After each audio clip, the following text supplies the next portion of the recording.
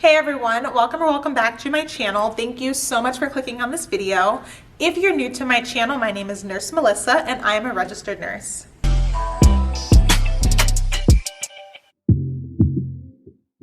So in this video, I'm going to talk about the importance of taking your blood pressure at home, and you can use an at-home kit to do this. I'm going to talk about the best times of the day to take a blood pressure reading, and I'm going to talk about what to do if you have elevated or high blood pressure. Now, in my last video, I did a demonstration on how you can take a blood pressure reading using an automatic blood pressure cuff, and I did use an at-home kit. So my last video was not just for nursing students, it's for anybody that wants to learn how to take blood pressure using a kit. So I'll go ahead and link that video down below, and I'll also put a link to an at-home kit that you can use to monitor your blood pressure. Now in this video, I'm going to go ahead and put chapters down below so that you can skip ahead, skip over, or replay any portion of the video that you would like to do. So first, I'm going to go over some reasons why it is important to regularly check your blood pressure and just to get an at-home blood pressure kit. Number one is that if you are regularly checking your blood pressure, you can see when your blood pressure is kind of steadily increasing, and you can do minimal things to make it go back down. So if you're taking your blood pressure on a daily or a weekly basis and you've noticed that the last couple times it's starting to increase, you can do things like cutting back on your sodium intake, cutting back on red meat, drinking more water, cutting back on stress, or just exercising a little bit, like going for a walk in the evenings, and seeing if that helps your blood pressure come down. You can also reach out to your primary care physician and see what their recommendations are for lowering your blood pressure. Even if you are not monitoring your blood pressure on a regular basis, even just having access to an at-home kit in your home can honestly be life-saving.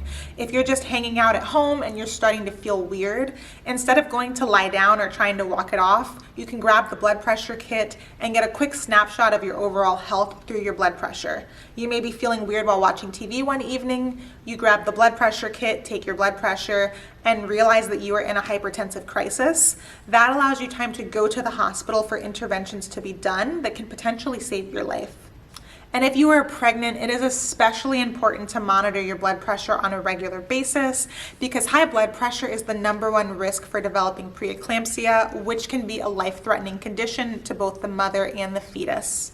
Now we're going to talk about when to take your blood pressure. If you're taking your blood pressure, especially on a regular basis, you want to make sure that you're taking it at roughly the same time every day for consistency. Our blood pressure naturally fluctuates throughout the day as we are up and moving, as we're crossing our legs, as we're eating, as we're exercising, as we're laying down. The blood pressure is naturally going to go up and down. So if you're taking it around the same time every day, ideally you're going to get the most accurate reading. And for the most accurate reading, the best time to take your blood pressure is about half an hour after you wake up in the morning and before you have breakfast or any caffeinated beverages. Another good time to take your blood pressure is in the evening, a couple hours after dinner and before bed. Ideally, if you're checking your blood pressure regularly, you're going to want to check it twice a day. Once in the morning, again, before breakfast and before caffeinated beverages, and once in the evening after you've had dinner and before you go to sleep. So now we're going to talk about blood pressure readings that you should look out for, what is considered an elevated blood pressure, what is a high blood pressure.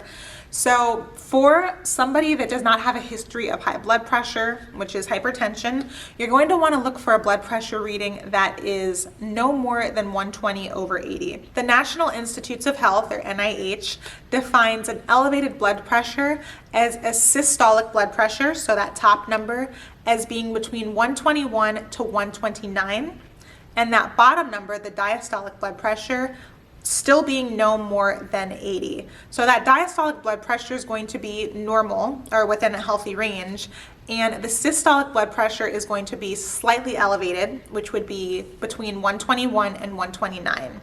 If you have an elevated blood pressure, my advice would be to relax, maybe wait 15 minutes and retake the blood pressure. It's possible that it was an inaccurate reading.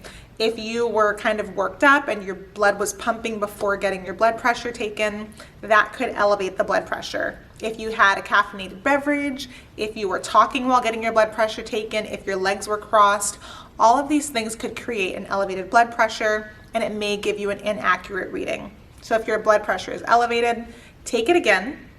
If it's elevated the second time that you take it and it's not normally elevated, I would say to reach out to your primary care physician. It's not an emergency, but just let them know the next time that you were there, and maybe monitor your lifestyle choices. Watch what you eat, limit your sodium intake, limit or reduce your alcohol consumption.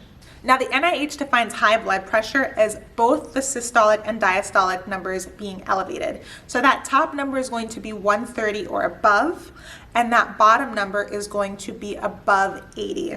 And this is considered a high blood pressure. With a high blood pressure, especially if you are not somebody that normally has a high blood pressure, you're going to need immediate intervention. So you need to reach out to a healthcare professional because something wrong could be going on. Again, especially if you do not usually have a high blood pressure. So that is it for this video. Hopefully you learned something new. If you have any questions, please comment down below, or if you have any personal questions, I always list my email in the description box below. If you enjoyed this video, please give it a thumbs up and subscribe to my channel. Thank you guys for watching, and I will see you in my next video.